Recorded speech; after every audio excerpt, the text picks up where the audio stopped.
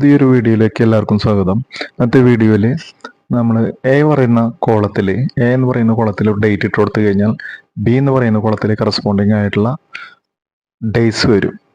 Tuesday, Wednesday, Sunday, Monday ഇങ്ങനെയുള്ള ഡേറ്റുകൾ, ഇങ്ങനെയുള്ള ഡേയ്സുകൾ വരും. ഇപ്പം നമുക്ക് നോക്കാം. 26/3/2024 എന്ന് പറയുന്നത് ട്യൂസ്ഡേ ആണ്.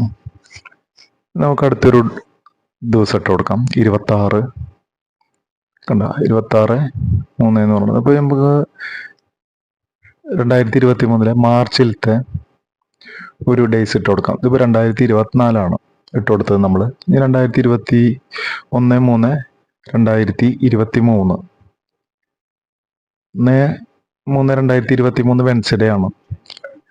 അത് അതിൻ്റെ വിഡ്ത്ത് പോരാഞ്ഞിട്ടാണ്. വെൻസ്ഡേ ആണ്. കണ്ട 1/3/2023 വെൻസ്ഡേ.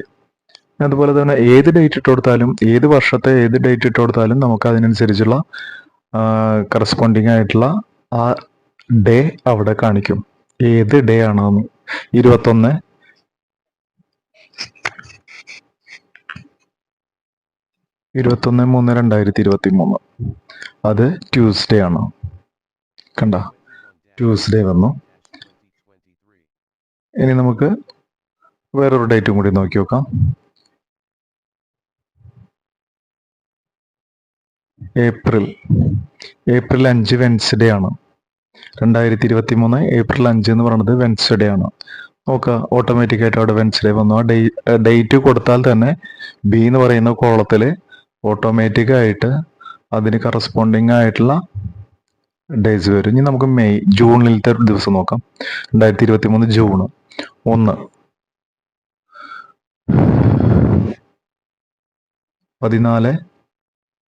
14/6/2023 എന്ന് പറയുന്നത് വെൻസ്ഡേ ആണ്. കണ്ട 14/6 എന്ന് പറയുന്നത് വെൻസ്ഡേ ആണ്. 14/6/2023 എന്ന് പറയുന്നത് വെൻസ്ഡേ ആണ്. അപ്പോൾ ഇതുപോലെ നമ്മൾ ഏതിട്ട് കൊടുത്താലും നമുക്ക് അതിൻ്റെ കറസ്പോണ്ടിങ് ആയിട്ടുള്ള ഡേ നമ്മുടെ ബി എന്ന് പറയുന്ന കോളത്തിൽ കിട്ടും. 24/6/2023 എന്ന് പറയുന്നത് സാറ്റർഡേ ആണ്.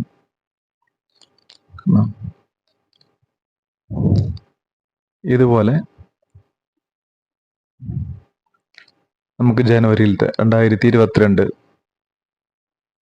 ഒക്ടോബറിൽ 2022 ഒക്ടോബർ 4 എന്ന് പറയുന്നത് ട്യൂസ്ഡേ ആണ്. കറക്റ്റായിട്ട് വരുന്നുണ്ടോ നോക്കാം. 4/10/2022 കണ്ട ട്യൂസ്ഡേ കറക്റ്റായിട്ട് വന്നു.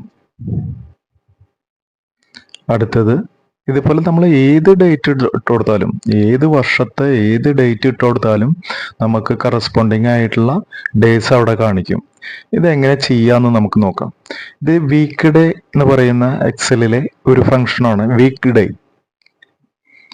ഡേ എന്നാണ് പറയുക. എക്സലിലെ ഡേറ്റ് ഫംഗ്ഷനിൽ വരുന്ന ഒരു ഫംഗ്ഷനാണ് വീക്ക് ഡേ. അപ്പം നമുക്കവിടെ അതിൻ്റെ ഫംഗ്ഷൻ കൊടുത്തു നോക്കാം.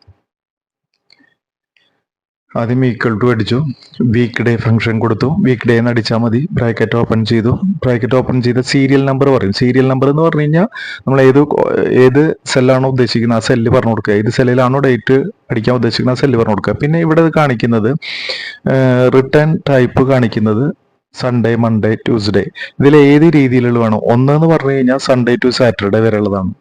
2 എന്ന് പറഞ്ഞു കഴിഞ്ഞാൽ മൺഡേ ടു സൺഡേ വരെ ഉള്ളത്. നമ്മൾ നോർമലി സൺഡേ ടു സാറ്റർഡേ ആണ് നമ്മൾ കണക്കാക്കുക. അപ്പം അത് 1 സെലക്ട് ചെയ്യുക. അപ്പം 7ാമത്തെ ദിവസമാണ് കാണിക്കുന്നത്. 7ാമത്തെ ദിവസം എന്ന് പറഞ്ഞു കഴിഞ്ഞാൽ അവിടെ ഡാറ്റാസ് ഒന്നും ഇല്ലാത്തത് കൊണ്ട് 7 എന്നാണ് നോർമലി കാണിക്കുക. ഡിഫോൾട്ടായിട്ട് വരുന്നതാണ് 7 എന്ന് പറഞ്ഞു കഴിഞ്ഞാൽ നമ്മുടെ സൺഡേ. ഓക്കെ, ഇപ്പം നമ്മൾ അവിടെ ഒരു ഡേറ്റ് കൊടുക്കുകയാണെങ്കിൽ ഇപ്പം നമുക്ക് ഇവിടെ എല്ലായിടത്തും അത് കോപ്പി ചെയ്തപ്പോൾ സെയിം തന്നെ വന്നു. അപ്പം അതില്ലാതിരിക്കാൻ വേണ്ടിയിട്ട് ഒരു ഭംഗിക്ക് നമുക്ക് അതില്ലാതിരിക്കാൻ വേണ്ടിയിട്ട് എന്ന് പറയുന്ന കോളത്തിൽ ഡാറ്റ ഉണ്ടെങ്കിൽ മാത്രം ഇവിടെ ഡാറ്റ വന്നാൽ മതി എന്ന് കാണിക്കാൻ വേണ്ടിയിട്ട് ഇഫ് ഫംഗ്ഷൻ കൊടുക്കാം. നമുക്ക് ഇഫ് ബ്രാക്കറ്റ് ഓപ്പൺ ചെയ്ത് എന്ന് പറയുന്ന കോളം ഈക്വൽ ടു ബ്ലാങ്ക് ആണെങ്കിൽ നെക്സ്റ്റ് ബി എന്ന് പറയുന്ന കോളം ബ്ലാങ്ക് ആയാൽ മതി. അല്ലെങ്കിൽ നമുക്ക് എന്ത് വേണം, വീക്ക് ഡേ ഫംഗ്ഷൻ വർക്ക് ചെയ്യണം. ഇനി ഒരു ബ്രാക്കറ്റ് കോമ ഇട്ടിട്ട് ഒരു ബ്രാക്കറ്റും കൂടി ഇട്ട് കൊടുത്തു കഴിഞ്ഞാൽ നമുക്ക് അവിടെ ബ്ലാങ്ക് ആയി മാറി. ഇനി നമുക്കത് എല്ലായിടത്തേക്ക് എടുത്തു കഴിഞ്ഞാൽ കണ്ടോ അപ്പോൾ അവിടെ ഒന്നുമില്ല. അതായത് എ എന്ന് പറയുന്ന കോളത്തിൽ ഡാറ്റ ഇല്ലാത്തതുകൊണ്ട് ബി എന്ന് പറയുന്ന കോളത്തിലും ഡാറ്റ ഉണ്ടാവില്ല. എ എന്ന് പറയുന്ന കോളത്തിൽ നമ്മൾ ഒരു ഡേറ്റ് അടിച്ചു കൊടുത്തു കഴിഞ്ഞാൽ ഓട്ടോമാറ്റിക് ആയിട്ട് അതിവിടെ വരും. അതിന് കറസ്പോണ്ടിങ് ആയിട്ടുള്ള 3 എന്നാണ് കാണിക്കുന്നത്. അപ്പൊ നമ്മൾ ഇത് മാറ്റാൻ വേണ്ടിയിട്ട് നമ്മൾ എന്ത് ചെയ്യണം വെച്ചെങ്കിൽ നമുക്ക് എൻ്റയർ എവിടെ ഏത് ബി എന്ന് പറയുന്ന കോളത്തിൽ ഏതെല്ലാം സെല്ലുകളിൽ നമുക്ക് ഈ ഡാറ്റ വേണം, ഈ സൺഡേ മൺഡേ ട്യൂസ്ഡേ എന്നുള്ളത് വേണം വെച്ചെങ്കിൽ നമുക്ക് അവിടെ വെച്ചിട്ട് സെലക്ട് ചെയ്യാം. സെലക്ട് ചെയ്തിട്ട് നമ്മൾ എന്ത് ചെയ്യുക, ഫോർമാറ്റ് അടിക്കുക. നമുക്ക് ആവശ്യമുള്ള കോളങ്ങൾ സെല്ലുകൾ സെലക്ട് ചെയ്യുക, ഫോർമാറ്റ് സെല്ല് പറയുക, കസ്റ്റം എടുക്കുക. കസ്റ്റം എടുത്തിട്ട് ആ ടൈപ്പ് ജനറൽ എന്നുള്ളതില്ലേ അവിടെ കേഴ്സർ വെച്ച് അത് ഡിലീറ്റ് ചെയ്തിട്ട് അവിടെ 4D അടിച്ചു കൊടുക്കുക. ഡി 4 പ്രാവശ്യം അടിച്ചു കൊടുത്തു കഴിഞ്ഞാൽ നമുക്ക് അവിടെ ഓട്ടോമാറ്റിക് ആയിട്ട് അതിന് കറസ്പോണ്ടിങ് ആയിട്ടുള്ള ഓക്കെ കൊടുക്കുക. ഡേയ്സ് വന്നു കണ്ട. ഇപ്പൊ ട്യൂസ്ഡേ 4/10/2022 എന്ന് പറയുന്നത് ട്യൂസ്ഡേ ആണ്. ഇനി നമ്മൾ അടുത്ത കോളത്തിൽ, അതായത് എ എന്ന് പറയുന്ന നെക്സ്റ്റ് എ എന്ന് പറയുന്ന കോളത്തിൽ നെക്സ്റ്റ് റോയില് അടുത്ത ഡേറ്റ് കൊടുക്കുകയാണ് 14/10/2022 ഫ്രൈഡേ ആണ്. നോക്കൂ, 14/10/2022 എന്ന് പറയുന്നത് ഫ്രൈഡേ. അടുത്ത ഒരു ഡേറ്റ് കൊടുക്കാം നമുക്ക്. 2021 ജൂണിലത്തെ ഏതെങ്കിലും ഒരു ഡേറ്റ് നോക്കാം, കൊടുത്തു നോക്കാം, കറക്റ്റായിട്ട് വരുന്നുണ്ടോ നോക്കാം. ഇപ്പോൾ 1/1/2021 1/6/2021 നമ്മൾ അടിച്ചു കൊടുക്കുകയാണ്. ട്യൂസ്ഡേ ആണ്, കറക്റ്റ് ആണ്. കണ്ട, കലണ്ടറിൽ ട്യൂസ്ഡേ ആണ്. 1/6/2021 എന്ന് പറയുന്നത് ട്യൂസ്ഡേ ആണ്.